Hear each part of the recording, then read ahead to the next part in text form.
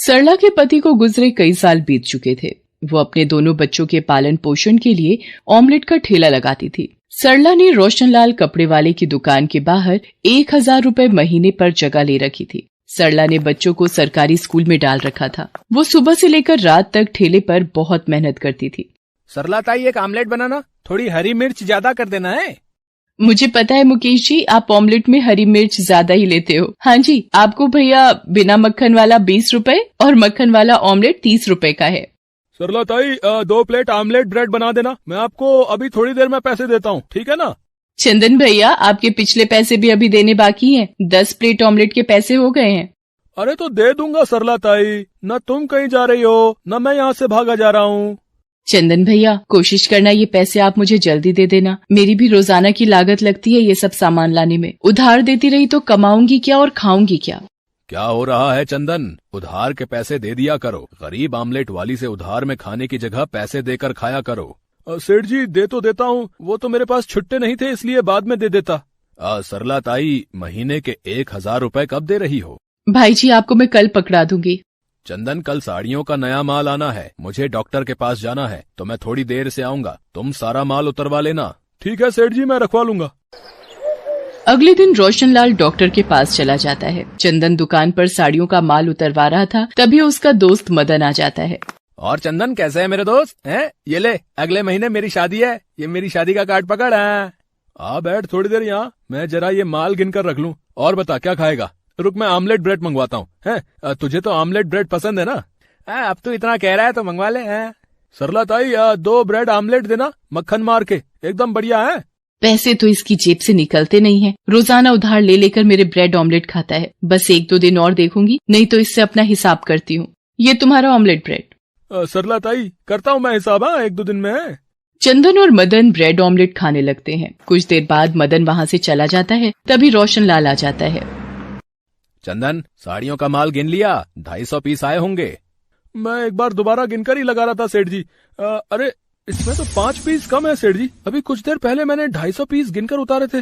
तो जमीन निकल गई या आसमान खा गया है? 5 साड़ी कम है चंदन। माल किसने चुराया? आसानी से बता दो।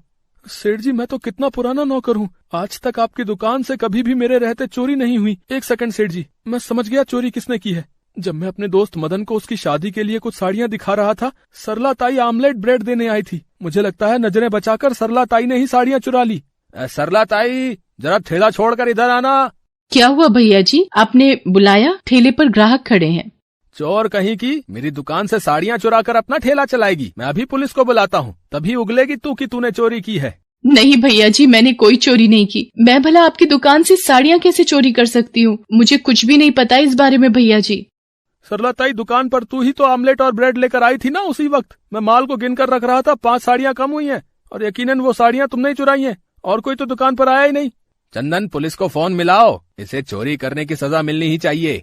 भैया जी, ऐसा मत करो। घर पर मेरे छोटे छोटे बच्चे मेरी राह देख रहे होंगे। मुझे जेल में मत भेजो। मैंने कोई चोरी नहीं की है, मेरे ऊपर रहम करो।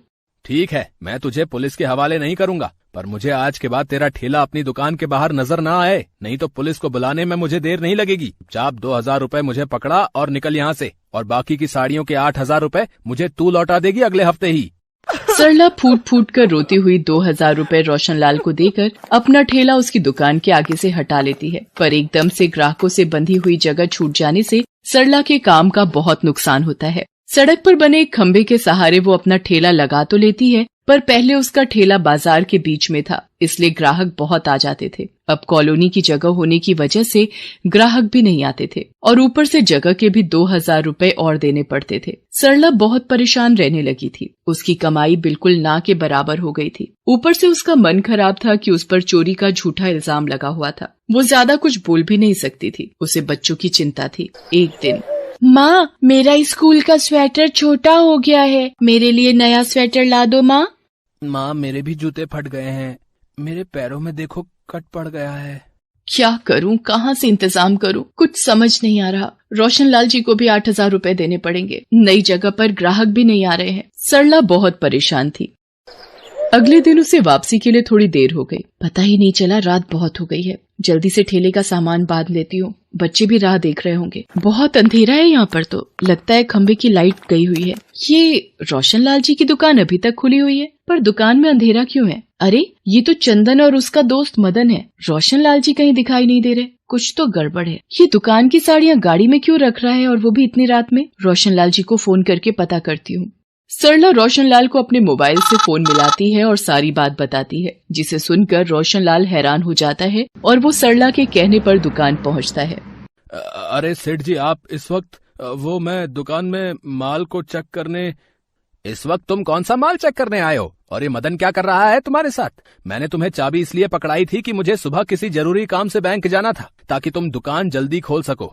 विश्वासघाती, तुम चोरी कर रहे थे मेरी दुकान से, हैं? वो तो अच्छा है सरला ताई ने यहाँ से गुजरते हुए तुम्हें देख लिया और मुझे फोन पर सारी बात बताई। आज सरला ताई ना होती तो न जाने तुम तो रोजाना मुझसे आंखें चुराकर सारा माल ही गायब कर देते। रोशनलाल पुलिस को फोन कर देता है। वो चंदन और मदन को चोरी करने के इल्जाम में गिरफ्तार कर लेती है। चंदन पुलिस के सामने उगल देता है कि वो पिछले कई दिनों से दुकान से साड़ियाँ चोरी करके मदन के साथ मिलकर बेच रहा था और उसी ने खुद को बचाने के लिए सरला पर भी झूठा इल्जाम लगाया था। सरला ताई, मुझे माफ कर दो।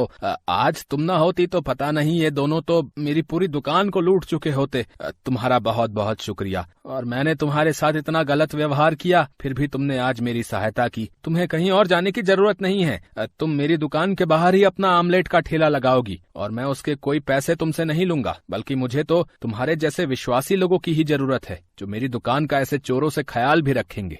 भैया जी, मुझसे आप माफी मत मांगिए। कई बार हम कानो सुनी पर विश्वास कर लेते हैं और बिना दूसरे पक्ष पर विश्वास किए नतीजे पर पहुंच जाते हैं। शायद कभी कभी हमारा समय ही खराब होता है, इसीलिए परिस्थितियां भी हमारे विपरीत ही होती हैं। मैं आपकी दुकान के बाहर फिर से ठेला लगा पाऊंगी तो मेरे बंधे हुए ग्राहक फिर से लौट आएंगे। आपका शुक्रिया भैया जी। सरला की सच्चाई और चंदन का सफेद झूठ रोशनलाल के सामने आ जाता है। सरला फिर से रोशनलाल की दुकान के बाहर ही अपना ऑमलेट का ठेला लगाने लगती है, जिससे उसके बंधे हुए ग्राहक फिर से वापस आ जाते हैं और एक गरीब ऑमलेट वाली को सच्चाई का फल मिल जाता है।